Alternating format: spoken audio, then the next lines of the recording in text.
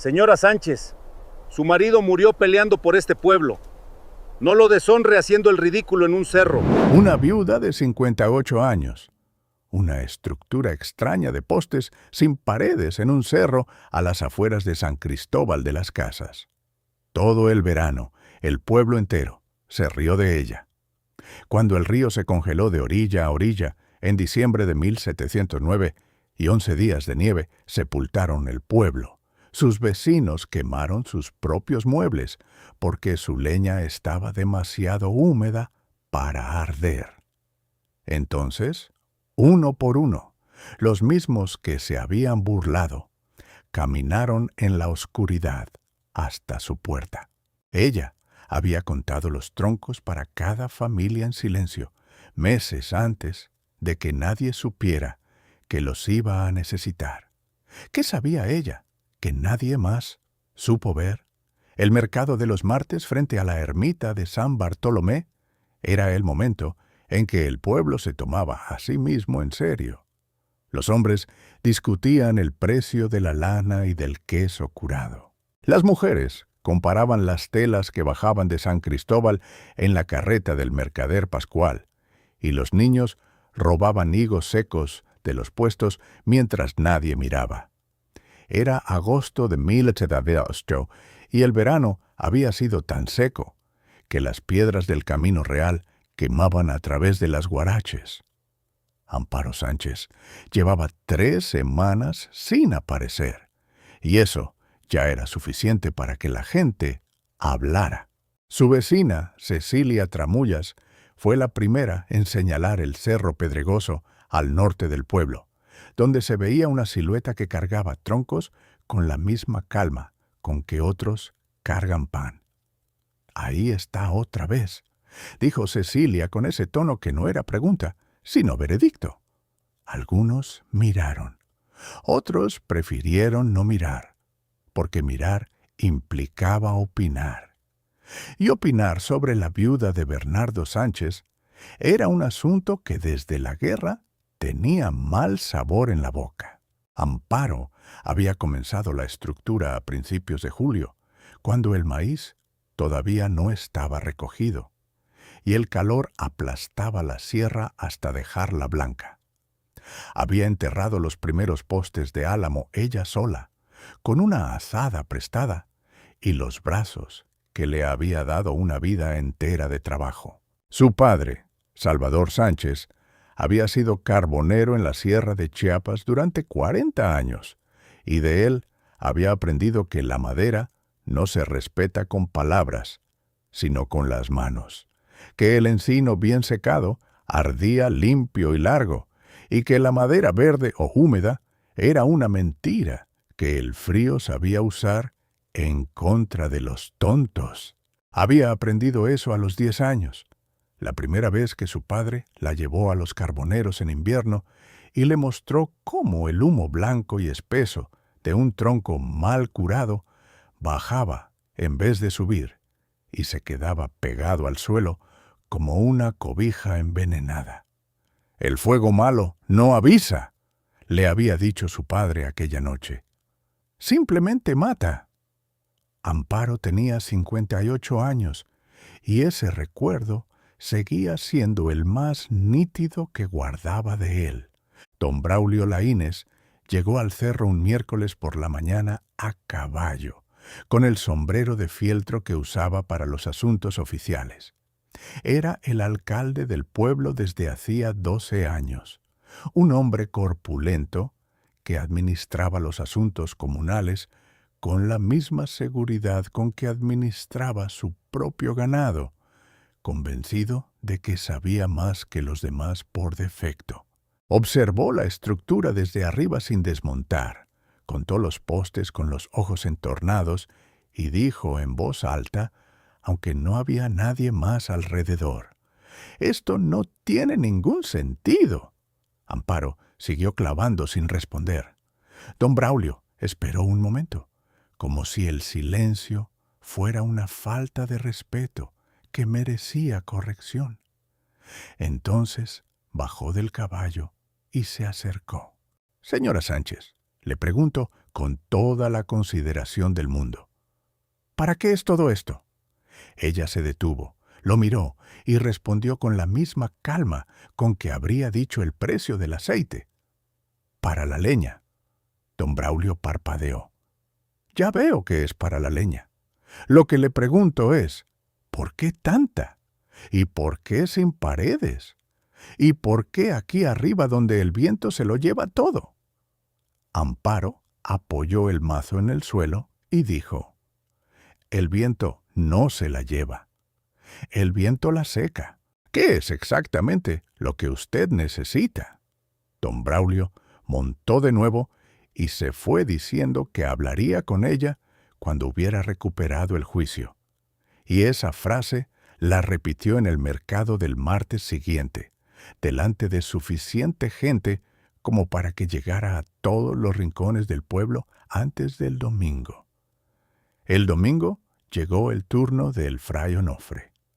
El fraile tenía la costumbre de usar el púlpito como quien usa un martillo, golpeando hasta que el clavo entrara, aunque la madera se rajara. Esa mañana habló del capítulo 12 del Evangelio de Lucas, el pasaje del rico, que construye graneros más grandes para acumular sus bienes.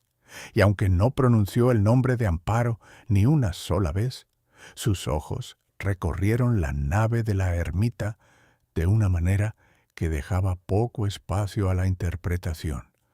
Varias personas asintieron. Cecilia Tramullas asintió 2 veces. Amparo estaba sentada en el último banco de la derecha, como siempre, con las manos en el regazo y la vista en el altar, y no movió ni una ceja durante todo el sermón. Cuando terminó la misa y la gente salió a la luz del domingo, Cecilia se le acercó en el atrio con esa expresión de quien viene a ayudar y en realidad viene a otra cosa. Amparo, de verdad, todos estamos preocupados. Si necesitas algo, si estás pasando alguna dificultad, la parroquia tiene recursos. Amparo la miró un momento. Estoy bien, Cecilia. Gracias. Y siguió caminando hacia el cerro. Lo que ninguno de ellos sabía, y lo que Amparo no tenía ninguna intención de explicar, era que ella llevaba semanas haciendo una cuenta muy precisa en un trozo de papel que guardaba doblado dentro del misal.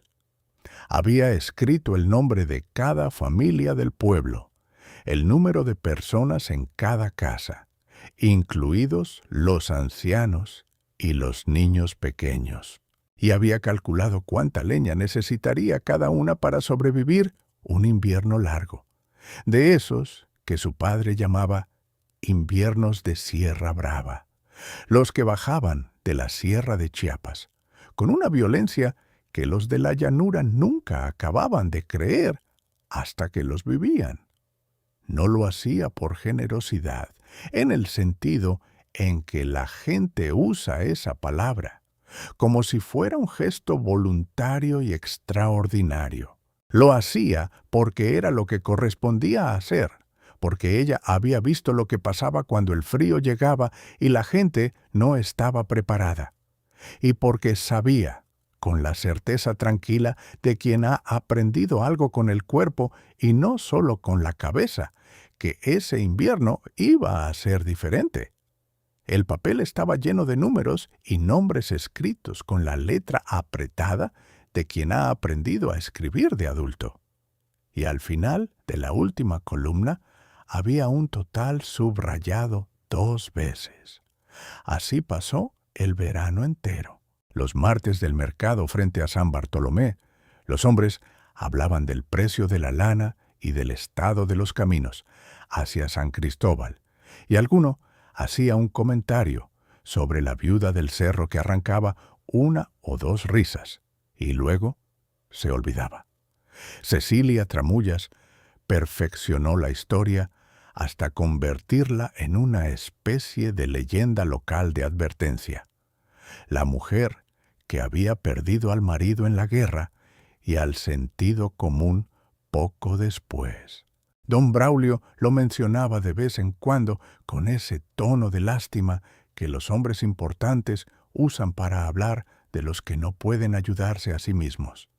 Y Amparo clavaba otro poste, cargaba otro tronco, apilaba otra fila con 2 dedos de aire entre cada pieza y seguía contando.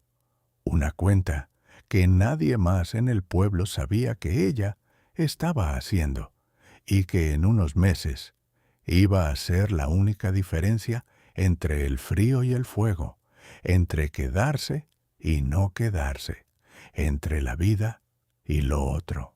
Los arrieros que bajaron de la Sierra de Chiapas en la primera semana de diciembre de 1709 traían las manos tan entumecidas que no podían soltar las riendas sin ayuda.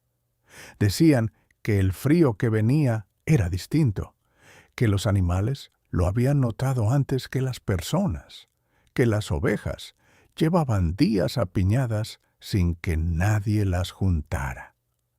El pueblo los escuchó con la cortesía con que se escucha a quien exagera y siguió con sus asuntos. Don Braulio mandó traer 2 carros de leña desde el aserradero, que un comerciante de San Cristóbal tenía camino a la ciudad. Madera apilada contra la pared norte de su almacén, cubierta con una lona que el invierno anterior había dejado medio podrida. Fray Onofre confió en la providencia y en los bancas de roble de la ermita de San Bartolomé, que llevaban allí más años que cualquier persona viva en el pueblo. Cecilia Tramullas tenía suficiente leña apilada en el corral, según ella misma decía, para pasar 2 inviernos seguidos, aunque nadie le había preguntado. El río se congeló el día 8 de diciembre, festividad de la Inmaculada, cuando la mitad del pueblo estaba dentro de la ermita y la otra mitad camino a ella, y los que lo vieron desde el puente de piedra se quedaron parados sin saber muy bien qué hacer con lo que estaban mirando. Para el 4.º día de nevada, la leña húmeda de don Braulio ardía mal y humeaba peor. El humo que salía era blanco y espeso, bajaba en lugar de subir y se quedaba pegado al suelo de la sala como una niebla baja que hacía toser a los niños y ponía los ojos rojos a los adultos. Su mujer, Josefa, abrió la ventana 2 veces para ventilar, y las 2 veces tuvo que cerrarla antes de que la habitación se helara del todo. Don Braulio quemó una silla el 5.º día y una mesa pequeña del corredor el 6.º, y cada vez que tiraba un mueble al fuego, lo hacía con la expresión de quien está pagando una deuda que no recuerda haber contraído. En casa de Cecilia Tramullas, la situación era parecida. La leña del corral había estado expuesta a la lluvia de noviembre sin protección suficiente y ardía unos minutos, y luego se apagaba dejando brasas que no calentaban nada. Cecilia había envuelto a su hija menor en 2 cobijas y la tenía sentada encima de sus pies para darle calor con el cuerpo. Y esa imagen, una mujer de carácter duro, cediendo el calor propio a su hija, decía más sobre el estado de las cosas que cualquier cantidad de palabras. La niña que murió en la noche del 7.º día se llamaba Rosa Ribet. Tenía 3 años y 4 meses, y su padre Mateo era jornalero, de los que trabajaban las tierras de otros porque no tenían tierras propias. Vivían en el extremo más expuesto del pueblo, en una casa de piedra con las ventanas mal selladas por donde el frío entraba en filamentos que cortaban. La leña de Mateo se había acabado el 5.º día, y desde entonces había quemado lo que encontraba: tablas del gallinero, el mango de una asada, la cuna vieja de madera que guardaba en el tapanco porque era de su madre. Nada duraba, nada calentaba lo suficiente. Cuando Amparo se enteró de la muerte de la niña, al día siguiente por la mañana, por su hijo mayor, que lo había oído de un vecino, se quedó un momento quieta en el centro de la cocina, con la taza de caldo en la mano. Después dejó la taza sobre la mesa. Fue al secadero, cargó troncos en los brazos y caminó hasta la casa de Mateo Ribet sin que nadie se lo pidiera. Llamó a la puerta. Mateo abrió con los ojos de quien no ha dormido y ya no espera nada bueno. Amparo puso los troncos en el suelo frente a él y dijo solamente: «Enciéndelo ya». Mateo la miró un momento y después agachó la cabeza. Y ese gesto, un hombre doblado de pena y de frío y de vergüenza de necesitar, era el gesto de alguien a quien el invierno había roto algo adentro que tardaría en soldarse. Don Braulio llegó al secadero esa misma noche, pasada la medianoche, sin anunciarse y sin linterna. Amparo lo oyó llegar, porque Ceniza, la mula, se movió en el establo y abrió la puerta antes de que él llamara. Estaba de pie en el umbral, con la barba cubierta de hielo y los ojos de un hombre que ha estado dando vueltas a algo durante horas, y finalmente ha llegado a una conclusión que no le gusta, pero que ya no puede evitar. No dijo buenas noches, dijo: «Necesito leña». Amparo lo miró un segundo, solo un segundo, y luego se puso el capote y salió al secadero. Le cargó los brazos de troncos de encino, secos y pesados con esa densidad característica de la madera bien curada que uno aprende a reconocer por el peso antes que por el olor. Don Braulio los sostuvo sin decir nada. Cuando ya se iba, se detuvo con la espalda todavía hacia ella y dijo en voz baja que le pagaría en primavera. Amparo respondió: «No me debe nada, don Braulio». Él no contestó. Siguió caminando hacia su casa con los troncos en los brazos, y había algo en la forma en que cargaba ese peso, demasiado recto, demasiado tieso, que decía que el peso real no era la madera. Fray Onofre llegó la mañana siguiente con 2 hombres del pueblo y una expresión que había practicado para que pareciera neutra y no lo era. Las bancas de la ermita habían ardido la noche anterior, todas, incluida la banca del altar que llevaba una cruz tallada y que el fraile había dudado en quemar, hasta que su propio aliento se volvió visible dentro de la sacristía.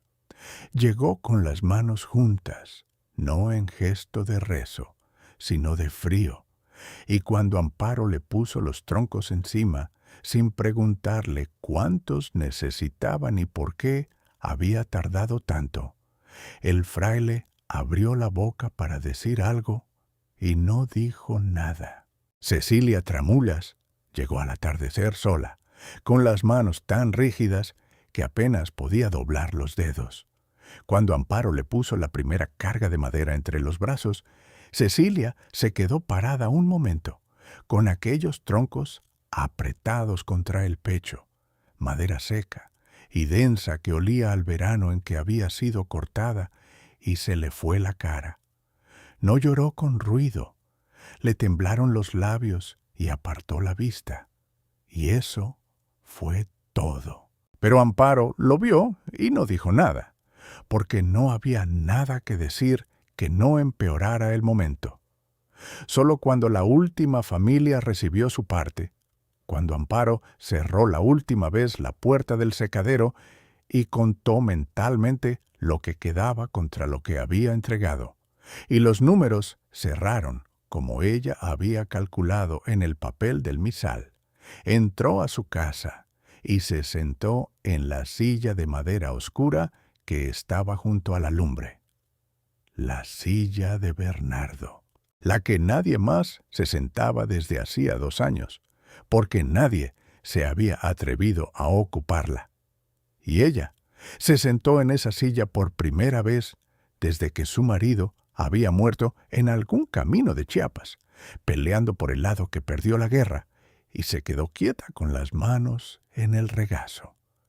No pensó en los vecinos, no pensó en la leña, pensó en su padre, en la sierra de Chiapas, en aquella noche de invierno en que le había explicado que el fuego malo no avisa, y entendió, con una claridad que no necesitaba palabras, que había estado haciendo esa cuenta desde el primer verano que pasó sin Bernardo, que la leña nunca había sido para ella sola, y que eso tampoco necesitaba explicación.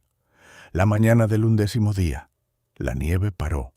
No hubo anuncio ni señal previa. Simplemente, en algún momento de la madrugada, dejó de caer. Y cuando la luz entró por la única ventana de la ermita de San Bartolomé, era una luz distinta, más blanca y más firme que la de los días anteriores. Dentro de la nave, 40 personas dormían en el suelo sobre cobijas, capotes y costales de paja que alguien había traído del granero comunal la primera noche.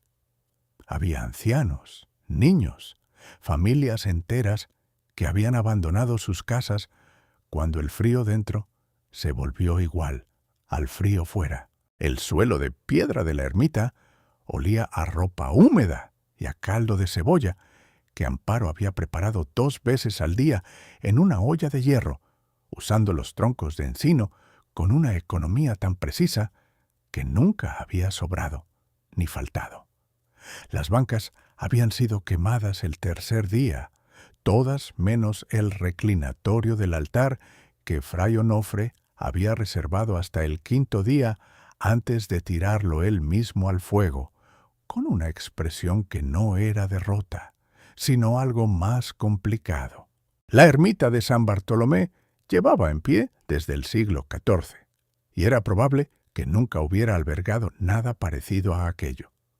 40 personas vivas gracias a una mujer a quien su párroco había llamado Ávara desde ese mismo espacio 3 meses antes. Fray Onofre se despertó antes que los demás. Se incorporó despacio, con las articulaciones de un hombre de 62 años, que ha dormido en el suelo de piedra, y se quedó sentado un momento mirando a la gente que lo rodeaba. Estaba Mateo Ribet, el jornalero, con su mujer pegada al costado, y los 2 hijos mayores encima de ellos, como si el sueño los hubiera fundido en una sola forma. Estaba Cecilia Tramullas, con el pelo suelto y la cara sin la expresión de siempre. Esa expresión de quien lleva la cuenta de todo, relajada por fin en el sueño, en algo más parecido a una persona. Estaba don Braulio con la boca abierta y la mano todavía aferrada al borde de la cobija, como si en sueños siguiera protegiéndola de algo. Y estaba Amparo, sentada contra la pared del fondo, despierta, con las manos en el regazo y los ojos en la ventana. No había dormido mucho. Fray Onofre lo supo porque la había visto levantarse 2 veces durante la noche para revisar el fuego, añadir un tronco, cubrirle los pies a un niño que se había destapado. Lo había visto hacer eso y había fingido que dormía. Y ese fingimiento le pesaba ahora más que el frío de las piedras. Se puso de pie en el centro de la nave, sin saber exactamente qué iba a decir. No había púlpito, no había altar preparado, no había nada de la arquitectura habitual que sostenía sus palabras los domingos y les daba una autoridad que quizás no siempre merecían. Había solo el suelo de piedra, las paredes de la ermita y 40 personas que empezaban a despertarse y a mirarlo porque era el único que estaba de pie. Carraspeó, Buscó las palabras con la honestidad de quien sabe que las palabras equivocadas en ese momento serían peores que el silencio. «Hace 3 meses», dijo con la voz más baja que le había salido en un púlpito o fuera de él. «Hablé desde aquí sobre la avaricia de acumular más de lo necesario. No dije ningún nombre, pero todos sabíamos de quién hablaba». Nadie se movió. Algunos terminaron de despertarse en silencio con esa cautela de quien intuye que está a punto de ocurrir algo que vale la pena escuchar. «Me equivoqué», continuó Fray Onofre. «Y no me equivoqué de interpretación ni de pasaje. Me equivoqué de persona. Amparo Sánchez no acumuló para ella, acumuló para todos nosotros. Lo supo antes que nosotros y no dijo nada. ¿Por qué no necesitaba que se lo agradeciéramos? Necesitaba que estuviéramos vivos. Pronunció su nombre despacio. Amparo Sánchez. Como si cada sílaba fuera un peso que había llevado mal puesto durante meses y ahora estaba colocando en el sitio correcto.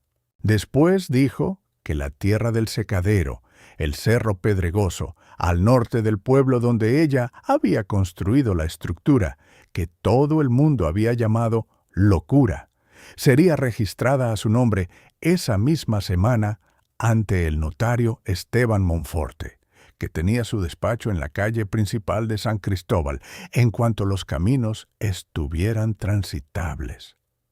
Dijo que él mismo acompañaría a Amparo y que firmaría como testigo.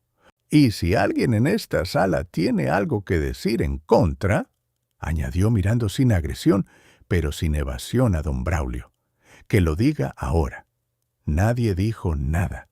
Don Braulio estaba sentado con las rodillas recogidas y los ojos en el suelo, y tenía en la mano, desde quién sabe cuánto rato, un papel doblado que había sacado del bolsillo interior de su chaqueta. Don Braulio tardó un momento más. Después se levantó, cruzó la nave con pasos lentos y se plantó delante de Amparo. Ella lo miró sin levantarse. Él extendió el papel y lo puso en su mano sin decir nada. Era el documento de la deuda de Bernardo, el papel con el sello de la alcaldía, que había usado durante 2 años como una especie de palanca silenciosa, recordándole a Amparo de vez en cuando que su situación dependía de su buena voluntad. El papel estaba doblado en 4 y tenía las marcas de haber sido guardado y sacado muchas veces. Amparo lo abrió, lo leyó, aunque ya sabía lo que decía, y levantó la vista hacia él. Don Braulio tenía la mandíbula apretada de una manera que en otro contexto podría parecer arrogancia, pero que en ese momento era simplemente un hombre haciendo un esfuerzo muy grande para no mostrar lo que estaba sintiendo. Amparo dobló el papel de nuevo, lo sostuvo un momento entre los dedos y asintió con la cabeza. No dijo gracias. No era gratitud lo que correspondía ahí. Era otra cosa, un reconocimiento mutuo entre 2 personas que finalmente se estaban viendo con claridad, quizás por primera vez.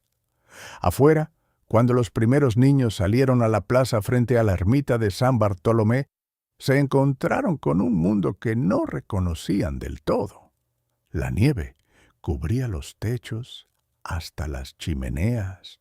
Los caminos habían desaparecido bajo una superficie blanca e intacta, y el hielo que se había formado en el abrevadero comunal era tan grueso y tan transparente que se podía ver el fondo de piedra a través de él. Los niños se acercaron despacio, con esa mezcla de precaución y fascinación que tiene la infancia frente a las cosas que no ha visto nunca, y empezaron a tocarlo con los dedos, a golpearlo con los nudillos, a apoyar la palma entera y retirarla riendo por el frío. Mateo Ribet los miraba desde la puerta de la ermita con los brazos cruzados y una expresión que no era alegría todavía, era algo anterior a la alegría, el momento en que el cuerpo entiende que el peligro ha pasado, pero la mente todavía no ha terminado de procesar todo lo que costó llegar hasta aquí. Amparo estaba a su lado. No miraba a los niños, miraba el secadero en el cerro, la estructura de postes y vigas que seguía en pie, con la nieve acumulada en las vigas superiores, pero los troncos que quedaban todavía visibles, todavía secos, todavía listos para quien los necesitara.